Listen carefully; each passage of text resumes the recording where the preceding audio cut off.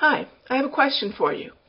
How do you go about selecting the strategy or the indicator that you're going to use when you're trading? And while I'm at it, let me ask you a second question. When you pick a strategy, why are you choosing that strategy? I'm Raghi Horner, and I'm a trader and an author, and I've been trading the futures, forex, options, and equities markets for about 2 decades now. And one of the questions that I had early on was, why do I select a certain strategy? And for me, early on in my career, it was because that was either the one that I had just learned, or it was the one that I felt would work in the market because perhaps it worked before that. Maybe it was the one the guy sitting next to me on the trading floor was using, and I know he was having luck with it. It might be one for you that you read on a forum post or a blog post, or you attended a webinar and it looked very effective. Whatever it is, all of us tend to gravitate towards certain strategies because we all have an expectation that they're going to work, right? Why else actually use a strategy? Well, in my years, what I found is that strategy selection has less to do with my favorite indicator, has less to do with a particular strategy or even a particular trader that I would like. It has everything to do with the underlying market trend. Now, a lot of people ask me, who was the most influential author or trader as you were learning how to trade?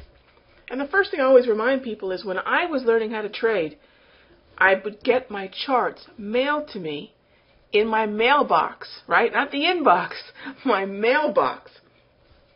Once a week, and then from Monday through Friday, I would update these by hand. Then, the following week, I'd get a brand new set of charts, and again, I would update these by hand. So my charting consisted of a pen, a ruler, and typically a calculator.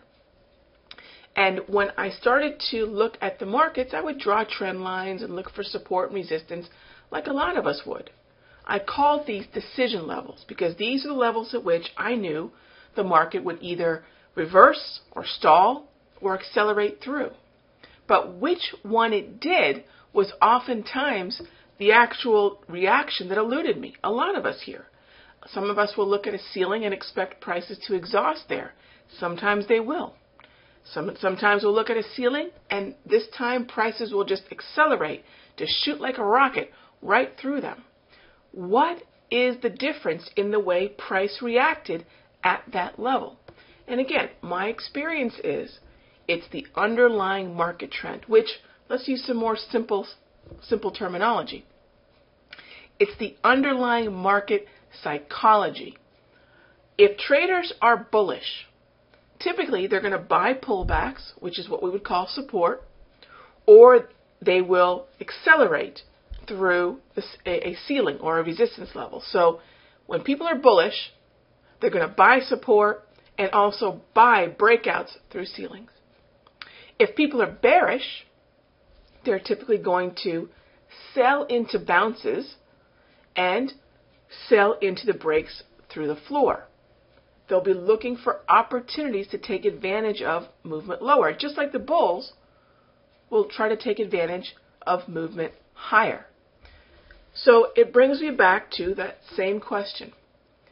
What is the underlying market psychology? Because this is what dictates the likelihood for prices to either break a resistance level or break a support level or stall at that level or perhaps even reverse.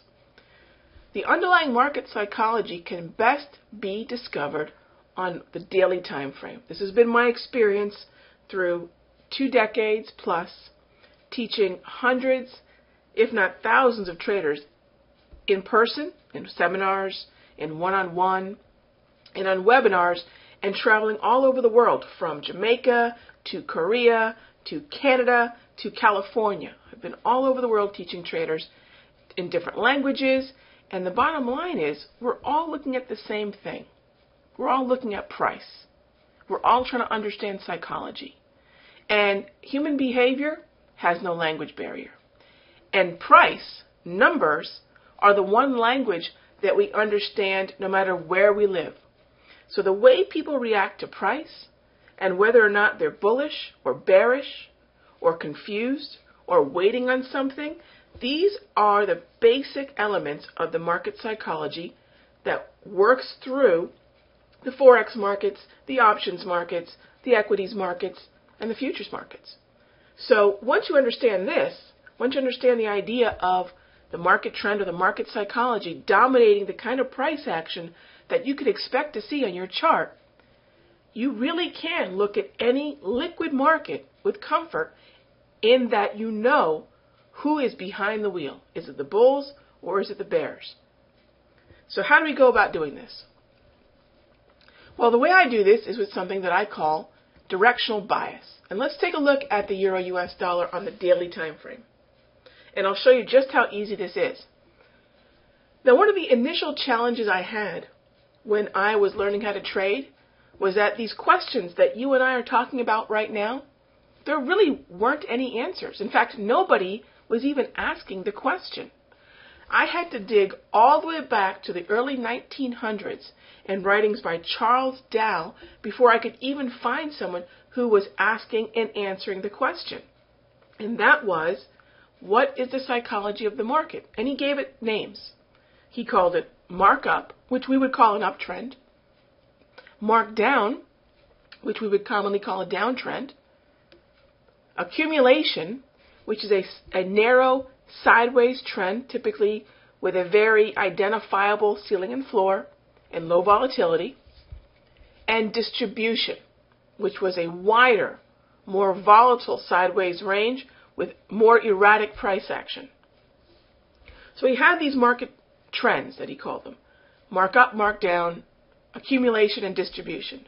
Now, I'm no Charles Dow expert or expert on Dow theory, and you don't have to be either, because this one aspect of what he taught was so powerful that it just completely changed the way I looked at everything. And I think it's going to change the way you look at everything too. Now, what's exciting about this is you don't have to change anything that you already know. You're just going to be adding an extra dimension, an extra question to your trading. So if there's a strategy that you like, how would you like it if you actually could choose that strategy and use it with more effectiveness because you're using it in the right market environment? If you have a favorite indicator, and sometimes you know this indicator is great, and other times it performs very poorly, how would you like if you knew exactly when you can use this indicator for the greatest success? That's what I was looking for, because I know after interviewing and reading and getting to know a lot of traders, as I was learning, that they all tended to trade very differently.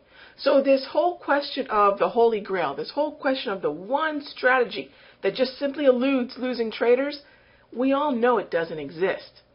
What the secret really is, that no one told us, is that we need to know when to use the particular strategy. So you might be there with 5, 6, 7, 8 strategies, maybe 3 or 4 different indicators that you love. Your first goal is to understand when should each one of those strategies be used. In an uptrend, in a downtrend, in an environment where the trend reverses. Maybe it's a strategy that succeeds in a range-bound market that goes back and forth inside of a wide volatile range. Maybe it's a momentum breakout or breakdown strategy that's designed to let you jump in on the market when it explodes out of a narrow sideways trading range. Whatever it may be, realize that the market can only go up, it can only go down, and it can go sideways quietly, and it can go sideways in a more volatile range. So essentially, you need a trend following strategy, you need a trend reversal strategy, you need a strategy that will allow you to take advantage of price movement inside a trading range, and you need a strategy that will allow you to take advantage of price action when it breaks outside of a trading range. That's it, because that's all the market really can do. So when you look at your strategies tonight, ask yourself, if I had to take each one of my strategies and put them under one of 4 columns, breakout, breakdown, trend following, trend reversal, or inside the range, inside the trading range. Again, if I had to qualify in one of four categories, breakout, breakdown, so we're waiting for momentum outside a sideways range, following the trend, up or down, trend following, trend reversal for those times when the trend actually does break, and then finally what I call inside the range, where prices move inside a wide, volatile trading range. Each one of your strategies should fall within one of those four columns. Because again, that's all the market can do, and there is no single strategy that can capitalize on all four scenarios that we've just described. So, getting back to this daily time frame here. This is the Euro-US dollar. This is the most commonly traded pair in the Forex market. Now, again, this is about market psychology and not a specific market. This can work in any market because what you are measuring is the psychology of the market. And fear and greed rule the Euro-US dollar, just like fear and greed rule the stock called Apple, or the index called the Dow Jones, or a market like crude oil. It makes no difference. What I found out I had to do is I had to actually create an indicator to answer the question that I had, which was, what is the market trend? What is the market psychology? So I went about doing it in basically two ways. One, I knew that I liked Japanese candlesticks. Up until that point, they told me the best story, and they looked like this. Here is what a typical traditional Japanese candlestick chart looks like.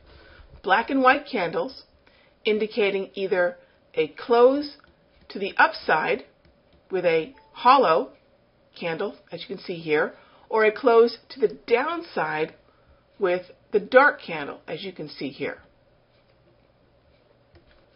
And here's where you'll really get to see the power in what I did with these candles. So again, inspired by the fact that I love the story that a Japanese candle can tell, it has a larger, more prominent footprint on the chart, it still wasn't telling me everything that I wanted to know.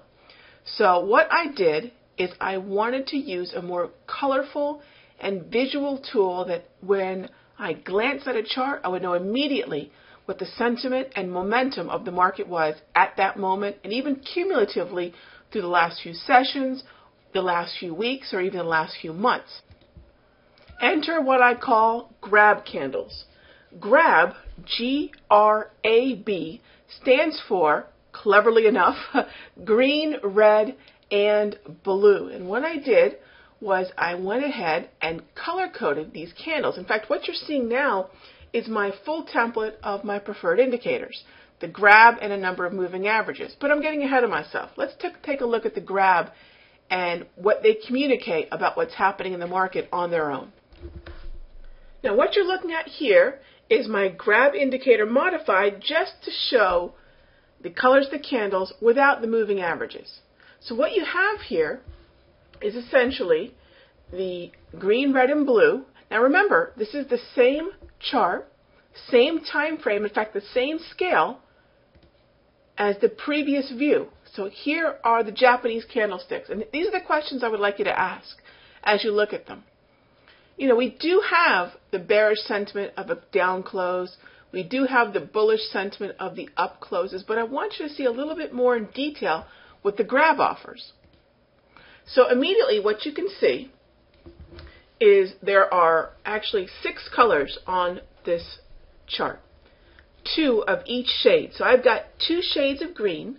You can see there the dark green and the light green, the dark red and the light red, and the dark blue and the light blue. And so what I've done is I've kept that traditional Japanese candlestick feel where a shaded in color is a down close and the hollowed out candle is the up close. In the GRaB, the darker shade of either green, red, or blue, the darker shade is a down close, much like the shaded candlestick, the black, and the lighter shade of the green, red, or blue is an up close, like the hollowed out candle of the Japanese candlestick. So I keep that traditional interpretation. But what I'm adding to that is an extra analysis of what is happening with sentiment and momentum. So what we have here, as you take a look at the GRaB candles, is the green represents bullishness, bullish sentiment, bullish momentum. The red is bearish sentiment, bearish momentum, while the blue is neutral. Now, when you have a succession of red, what that typically will reflect is the consistency of the bearish sentiment organizing into bearish momentum. Now, if you get bearish sentiment plus bearish momentum, what you will ultimately have with a pressure with lower lows and lower highs is a downtrend. So if I start seeing a succession of red candles in either shade, light red or dark red, but if I see the red consistently, I'm going to be looking at bearish sentiment, which has turned into bearish momentum, and could then be giving me a downtrend. I am never going to have a downtrend and vice versa, an uptrend, without consistent red and green candles respectively. In other words, this downtrend I see here has to be dominated by red GRaB candles. In an uptrend, there has to be a move dominated by green GRaB candles.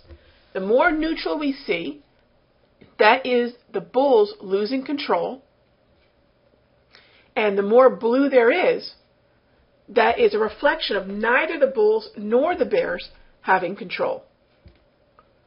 The consistency of the red shows the determination from the bears and the organization of the bearish sentiment and momentum. Sentiment is a thinking, it's a feeling, it's not necessarily action. Okay, there might be an overall sentiment, an environment in the market. It's like the clouds coming over your house, but it's not quite raining. Right? We see the organization of all these clouds, and what we would then expect is the rain. Right? So sentiment is like the clouds hanging over your house. Momentum is when it actually rains. And if it continues to rain, you've got a storm. The storm's the trend. So it comes from clouds hanging over your house, the rain. If the rain persists, then you've got your storm. So that's the same thing here with the trend. I might see a couple green candles or a couple blue candles, and that might be a little bit of rain. But the longer it stays, the more chance there is that I'm actually looking at a storm. And one of the things that a lot of traders have difficulties with is the transition from one type of market psychology to the next. So if you are bearish in a market and you're seeing some blue GRaB candles indicating that the market might be going neutral, that could simply be a correction of the trend. But if you see the opposite color, so in a downtrend, if you see some blue, well, that's a reason to pause and maybe reevaluate. But if you start seeing green, there's a lot of reason to reassess. Same thing goes with an uptrend. If you see a little bit of blue, like we've seen within this uptrend, that certainly is reason to pause and see if there is a shift that you might be missing, whether it be fundamentally, driven by headlines, driven by economic data. But when the blues turns to red in the context of an uptrend, at that point you have to ask yourself, do the bulls still have control of the market? It's really just that simple. So in this respect, what the GRaB candles do at a glance, very clearly, very visually, is tell you, is there bearish, bullish, or neutral sentiment in the market? And when you're looking at multiple time frames and you're trying to make decisions about a market very quickly, as you're scanning the markets looking for opportunities, the more you can do at a glance, the more decisions you can make, as Malcolm Gladwell would say, in blink, just at a glance, understanding what the market is communicating to you, the quicker you can move on to where there is psychological clarity.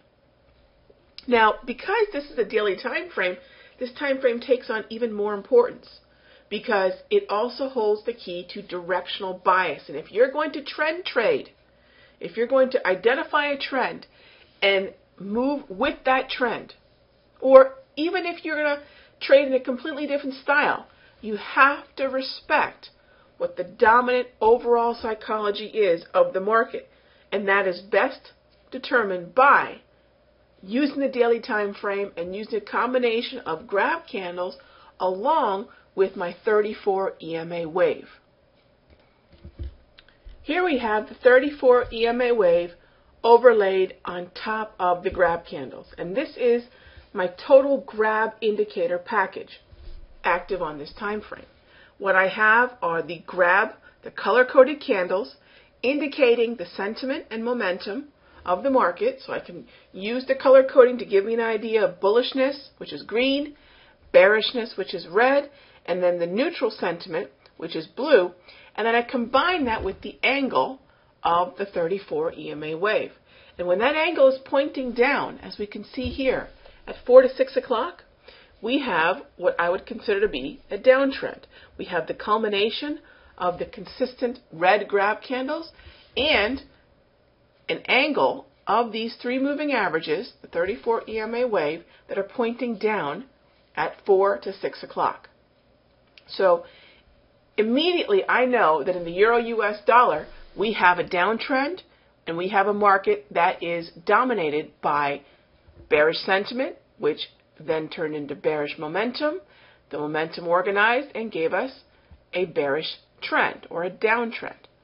Now, if I know the dominant psychology of the Euro-US dollar is down, that is the assessment, this directional bias taken from this daily is the assessment that I will use to determine if I am trend following or counter trend trading. If I take any kind of long position in the Euro-US dollar, even on a 5-minute time frame, I am counter trend trading. I'm trading against the dominant, overall, most psychologically relevant trend in this market. Not that you can't do that, but it makes more sense to understand when you are, because your tolerance for risk, your tolerance for letting the market move against you when you're going against the dominant psychology of the market should be much less than if you are going with the flow. So if you are looking at a market that's heading lower, in this case, the trend follow would be following the downtrend across the intraday time frames. So in this first video, what we're discussing is what are the tools that will allow us to answer that question, what is the market trend? What is the psychological environment that we're trading? Bullish, bearish, or neutral? With the angle of the wave and the consecutive color of the GRaB candles, whether they be green, red, or blue, we can get an idea of who's in control, how long they've been in control, and how well they are controlling the market. Again, contrast it with this view. It's a perfectly good chart. It simply is not telling the story that this chart is telling. These are just candlestick plus. Sometimes that's what I consider it. The GRaB candles, the green, red, and blue candles. So consider that if you are looking at this market at a glance, you can tell exactly what happened during this choppy period. You can tell exactly when we started to organize the bearish sentiment and momentum. And even when this market went up higher to try to close this gap back here, we didn't get misled by what was a very strong up day, because this was simply an up day within the context of an overall dominant bearish psychology. Same thing with this move here. Okay, we had a couple bullish days within the context of a downtrend. The downtrend, again, reiterated by the consistency of the red GRaB candles and the angle of the 34 EMA wave. So with this information, we can now go to the intraday time frames and we can learn to set up trend following trades intraday. But the key is, before you select any pair to trade, you must know what the dominant psychology is that is ruling over it, because it will let you determine if there is clarity in the market. In fact, one of my rules of thumb is to avoid markets that are in a chop. Now, if I were to show you this chart here, which is a daily chart of the Euro-Australian dollar pair, we can see that we've had some weakness here. Is this enough for a downtrend? We've had 1, 2, 3, 4, 5 successive candles shaded black, indicating lower closes. But is this a downtrend? we had a dominance of hollow candles. Was this sufficient for an uptrend? Are we transitioning trends? Or is this a choppy market? Those are all questions that we need to know before we would even consider trading the euro Australian dollar, because we need to know whether the bulls or bears are in control. This is the first step before you even consider which strategies you're going to use, which time frames you're going to trade. This is the foundation that your trading plan is going to be built on. And this is all about understanding the market psychology, or as Charles Dow called it, the market trend. Now let's take a look. Same chart, same scale, same time frame, same pair. Is there a little bit more insight that you can take away from this particular view? We were in an uptrend. It had quite deep pullbacks, as you can see with these blue areas of neutrality. We were heading up higher, although it could not be called a very strong uptrend, because take a look at the angle of this wave. It would head up nice at 12 to 2, and that nice uptrend would then lose some of the steepness and then level out. When we went blue with the GRaB candles, again indicating neutrality, we would try to again gain some footing to climb up higher and take on a kind of shallow 12 to 2 o'clock angle. Certainly we were dominated by green GRaB candles, so this is not a market that I want to short into. Doing so would be fighting even an unorganized bullish move. This is not as exceptionally organized, but it is bullish.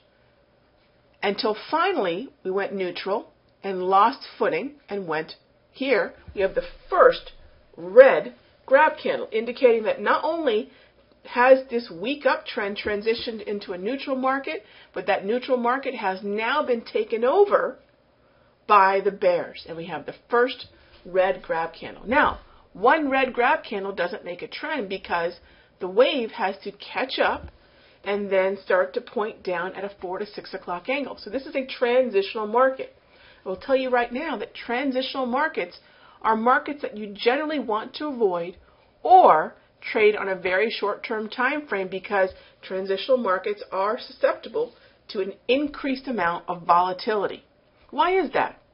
You have on one hand the bulls, who may not have really accepted the fact that they've lost control.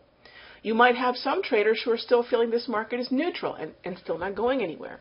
And you might yet still have some traders who are now bearish enough to push this market lower. But until the market agrees that we're either bullish or bearish, certain market participants will still be willing to buy into this move lower. Certain market participants might still be flat and willing to do nothing, while yet others are trying to drive this market lower. So when you have so many different objectives here, the market could move with a lot of volatility, because there's not a clear picture of what the dominant psychology is, as we contrasted that with the bearishness that still is within the euro US dollar. So looking at this time frame gives us a very different picture. The picture here is one of certainly near-term bearishness, but one where we would step back and say this might be a market that's in transition or even slightly confused. And until a bull or bear emerges as driving the market, we want to steer clear of daily time frames that do not have clear trending bullish or bearish trends, because that means we do not have clarity in the psychology of this particular market. This is a market that I would not want to trend follow on any time frame. I'd rather look at a market that has a clear trend on the daily, and then with that clear trend, I can go about setting up trend following entries. So the first decision in our trading is, do I understand what the dominant psychology is of the pair that I'm looking at, or of the individual market? And is it bullish or bearish? How long has it been bullish or bearish? How strong has the trend been? This is how I can select which pairs I'm going to trade. The euro Australian dollar would likely not be a pair that I would be interested in trading right now, because it is in transition.